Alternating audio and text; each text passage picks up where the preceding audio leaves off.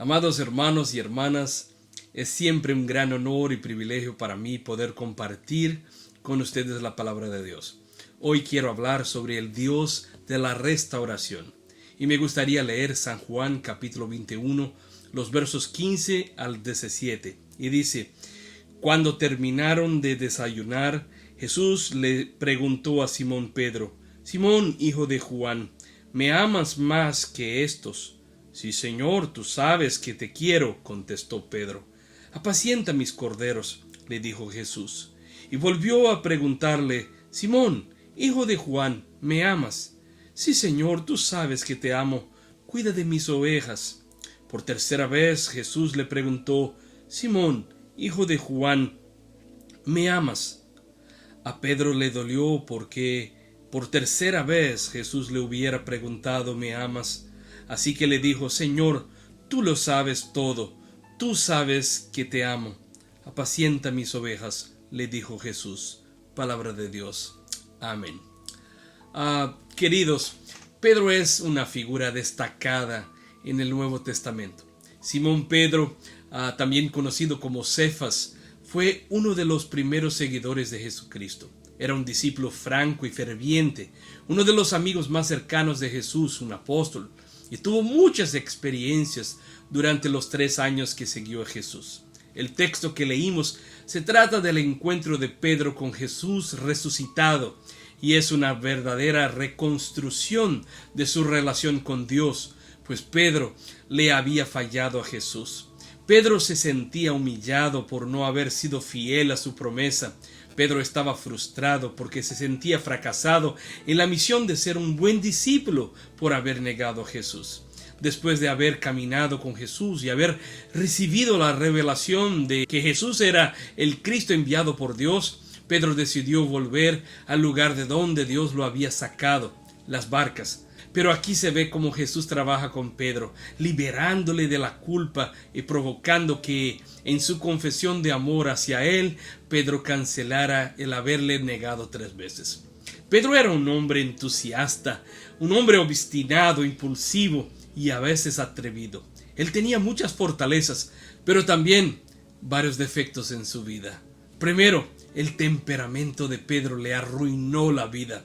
Y aclarando antes el término temperamento, déjeme decirles que fue Hipócrates, un médico griego en 370 años antes de Cristo, quien hizo la primera clasificación, según la cual los humanos teníamos dentro del cuerpo ciertos líquidos llamados humores, como lo son la bilis negra, la flema y la sangre, cuyo equilibrio determinaba el temperamento de las personas.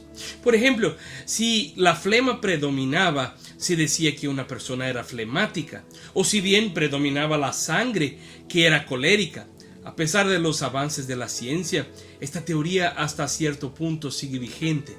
Y en cuanto a la clasificación, está determinado que los 4 temperamentos del ser humano son sanguíneo, colérico, melancólico y flemático. Ahora, el temperamento de Pedro es interesante. Él fue un hombre campante, vivaz, que disfrutaba de la vida, un hombre comunicativo y súper extrovertido, poseedor de un corazón impetuoso y fuerte, lleno de arrebatos y con una mezcla de fe y entusiasmo. Él tenía una capacidad insólita para contagiar a los demás con su espíritu activo e intuitivo. Pedro fue también un hombre de grandes declaraciones y afirmativas teológicas.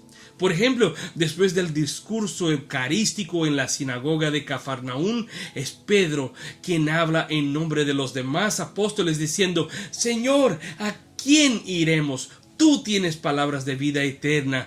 Tú eres el santo Dios. Juan 6:68. Cuando también realizó Jesús la primera pesca milagrosa y cogieron gran cantidad de peces, Pedro se arrodilló delante de Jesús diciendo: Apártate de mí, Señor, porque soy un hombre pecador. Lucas capítulo 5, verso 8.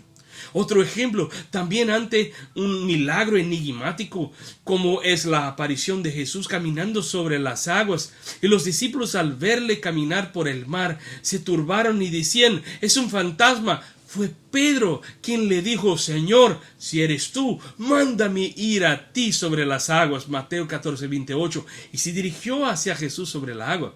En otra ocasión, cuando Jesús lanza un interrogante directo como un dardo: ¿y vosotros, quién decís que soy yo? Fue Pedro quien elevó su voz con decisión diciendo: tú eres el Cristo, el Hijo de Dios vivo.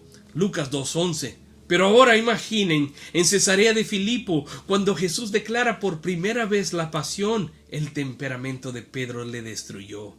Tomándole aparte, se puso a reprenderle, diciéndole: lejos de ti, Señor, de ningún modo te ocurrirá eso. El Señor entonces, volviéndose, le dijo a Pedro: apártate de mí, Satanás, eres para mí escándalo, porque no sientes las cosas de Dios, sino las cosas de los hombres. Mateo 16:23.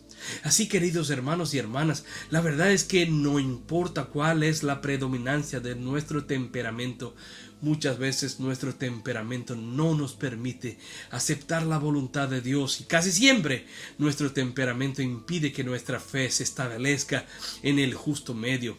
Podemos darnos cuenta, por ejemplo, de esto cuando hay una pelea verbal de pareja, ¿verdad? Después de la pelea, uno que es sanguíneo sufre porque dice todo lo que quería.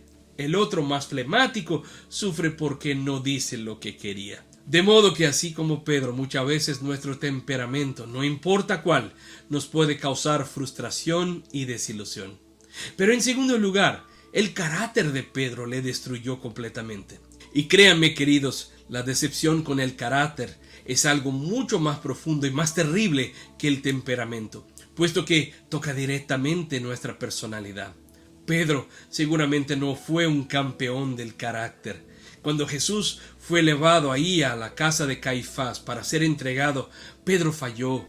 El Evangelio de Marcos precisa bien la profecía de Jesús, que dice a Pedro: hoy, en esta noche, antes que el gallo cante la segunda vez, me negarás 3 veces. Mateo 26:34.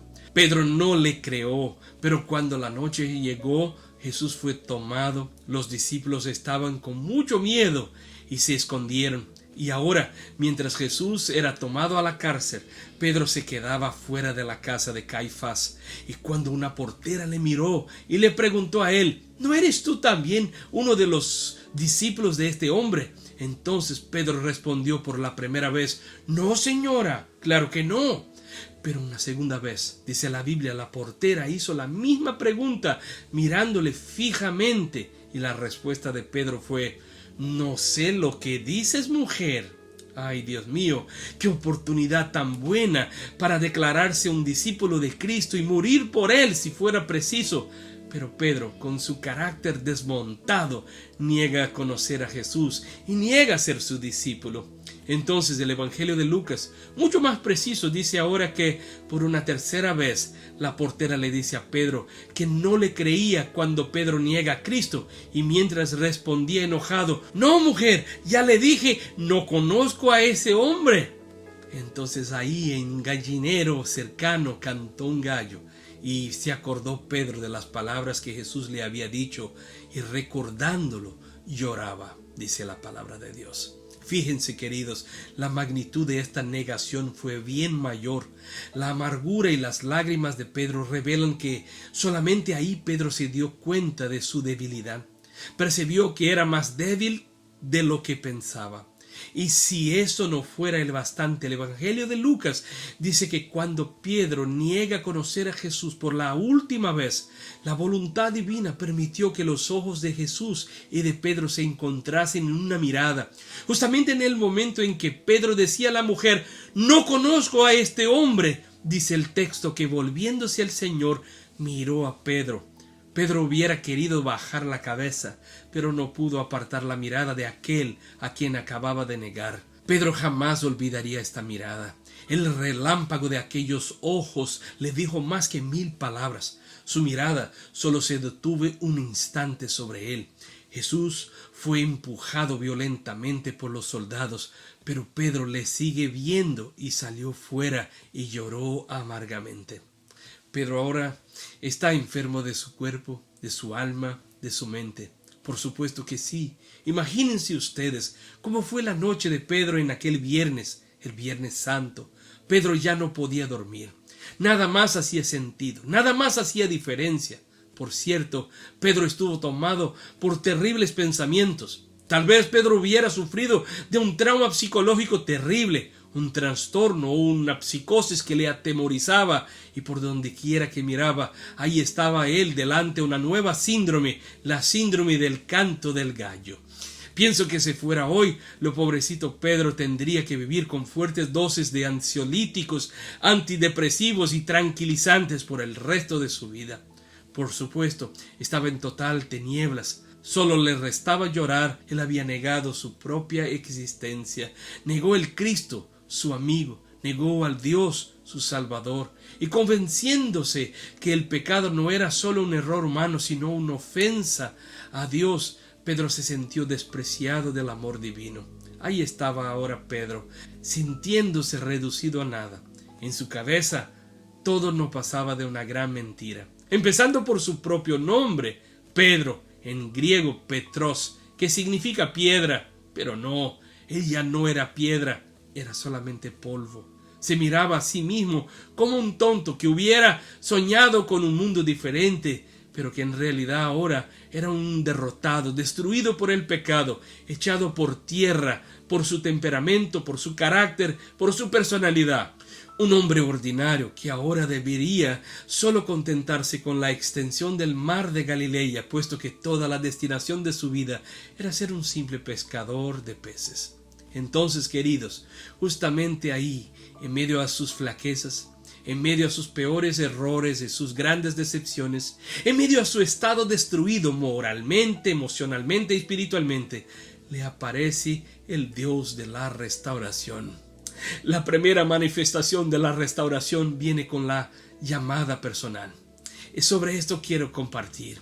Es decir, el domingo después de María Magdalena y María, madre de Jacob, y otras mujeres habían ido a visitar el cuerpo de Jesús, ellas escuchan una voz de un hombre que estaba sentado al lado derecho, cubierto de una larga ropa blanca, y él les dijo: porque buscan entre los muertos al que está vivo. Él no está aquí, ha resucitado. Y seguido de esto, ellas reciben de este mismo hombre una orden: id, decid a los discípulos y a Pedro que vayan a la Galilea. Marcos 16:7.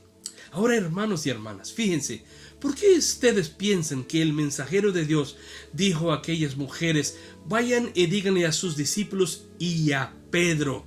Si todos eran discípulos, ¿no le bastaría decir solamente: díganle a los discípulos que vayan a la Galilea? Pero ¿saben por qué el nombre de Pedro tuvo que venir de ahí en destaque, enfatizado y evidenciado? Porque el Dios de la restauración tenía algo especial y personal para su siervo Pedro. Y así también el proceso de restauración de Dios en nuestras vidas empieza en el ámbito personal. Muchas veces pedimos al Señor que haga una transformación en nuestras casas y en nuestra propia familia, pero nos olvidamos de que el proceso empieza en mí, es personal. Las veces pedimos al Señor que cambie nuestra iglesia y la llene de poder y gloria, pero nos olvidamos de que el proceso empieza con cada uno de nosotros. Quiero compartirles un ejemplo. Cuenta una pequeña historia acerca de un predicador que estaba tratando de preparar un sermón en difíciles circunstancias. Su esposa había salido y su hijo pequeño se mostraba nervioso y aburrido porque no tenía nada que hacer. Al final, desesperado, el pastor tomó una vieja revista y empezó a hojearla hasta llegar a una ilustración brillantemente coloreada. Era un mapa mundi. Dice la historia que le arrancó la página de la revista, la rompió en trocitos y los esparció todos por el suelo del salón, al tiempo que decía su hijo: si puedes recomponer todo esto, te daré $0.25, hijito.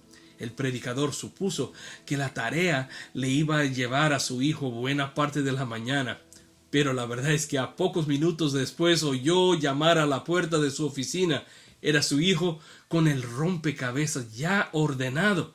El hombre se sorprendió de que el niño hubiera terminado tan rápido con los trozos de papel correctamente ordenados y el mapa del mundo recompuesto. Y le preguntó: hijo, ¿cómo lo has hecho tan deprisa? Ha sido fácil, contestó su hijo. En la parte de atrás había la imagen de un hombre, papá. He compuesto la figura del hombre y he pensado que si la figura del hombre estaba bien, el mundo también lo estaría. El pastor sonrió y le entregó a su hijo $1/4. También me has dado, querido hijo, el tema del sermón de mañana, dijo él. Si un hombre está bien, el mundo estará bien. Esta idea encierra una gran lección, queridos hermanos y hermanas. La restauración de Dios es algo muy especial y muy personal. Pedro ahora está junto a sus amigos, discípulos, a camino del mar de la Galilea. Y la segunda manifestación de la restauración de Dios en la vida de él es a través del perdón y restitución. Fíjese, el profeta Miqueas escribió: que Dios hay como tú, que perdone la maldad y pase por alto el delito del remanente de su pueblo. No siempre estarás airado, porque tu mayor placer es amar. Miqueas 7:18. También el salmista afirmó: tu Señor, eres bueno y perdonador. Grande es tu amor por todos los que te invocan. Salmo 86:5. Bien, ahora están todos los discípulos, incluso Pedro, reunidos ahí en el mar de la Galilea. La noche era larga y para los hombres pescadores esto les parecía una invitación y una oportunidad a la pesca. Ellos pasan ahí un largo tiempo, pero no hay peces. Entonces, casi por la mañana, después que de toda la noche se quedaron sin nada a pescar, ellos pueden oír una voz de un varón que caminaba por la playa y que les preguntaba de lejos: «Hola, amigos, ¿hay algo para comer?». «No», contestan ellos.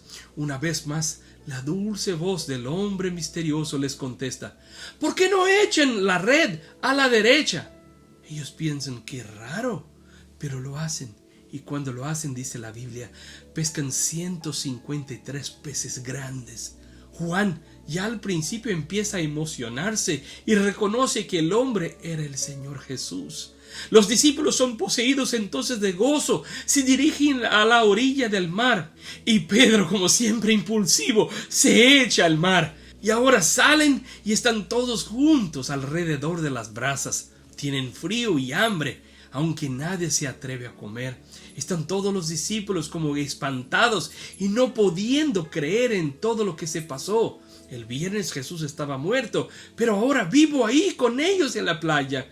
Jesús los anima sonriendo con una mirada triunfante de resucitado y el ambiente pasa a tener un clima familiar.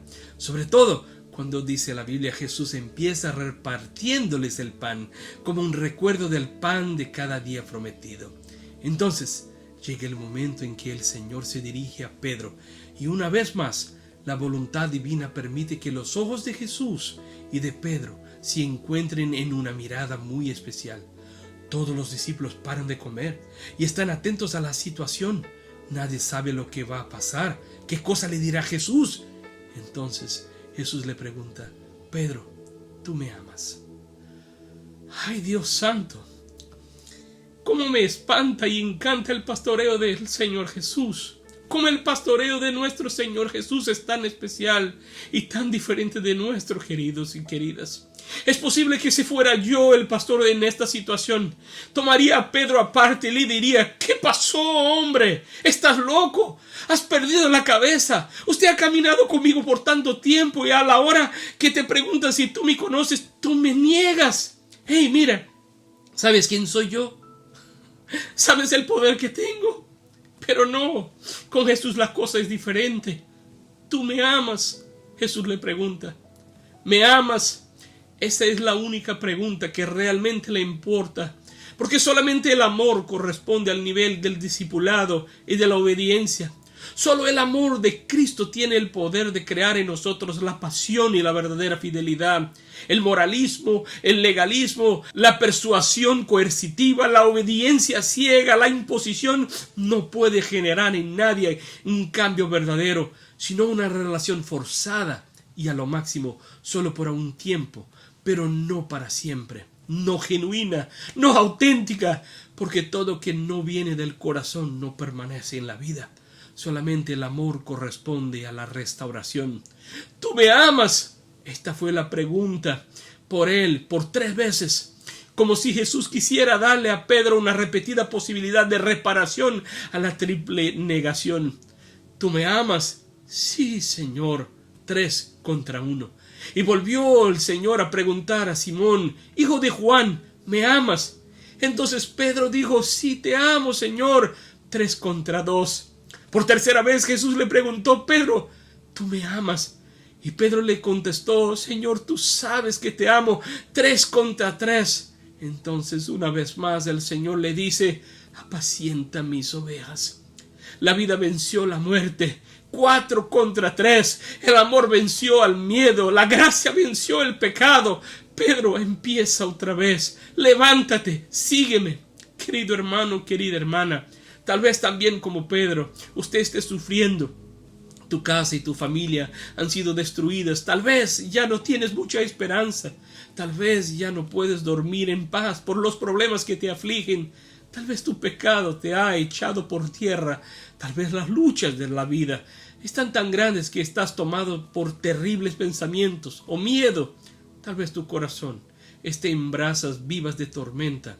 Bien, a propósito, solo hay 2 textos en el Nuevo Testamento donde encontramos la palabra brasa. La primera es el pasaje de la casa de Caifás y la segunda vez es aquí en el mar de Tiberíades, a donde las llamas del pecado y las flaquezas son sobrepuestas por la llama del amor y de la gracia de Dios. La brasa de la mirada graciosa de Jesús produce siempre una verdadera absolución. Y tú, querido, y tú, querida, ¿le amas? En efecto, es este amor lo que hace que seamos restaurados y perdonados. Dios tiene el poder de restaurar tu vida, de restaurar tu casa, de restaurar tu familia, de restaurar tus sentimientos, tu corazón. Que Dios me lo bendiga en el nombre de Jesús, nuestro Señor. Amén.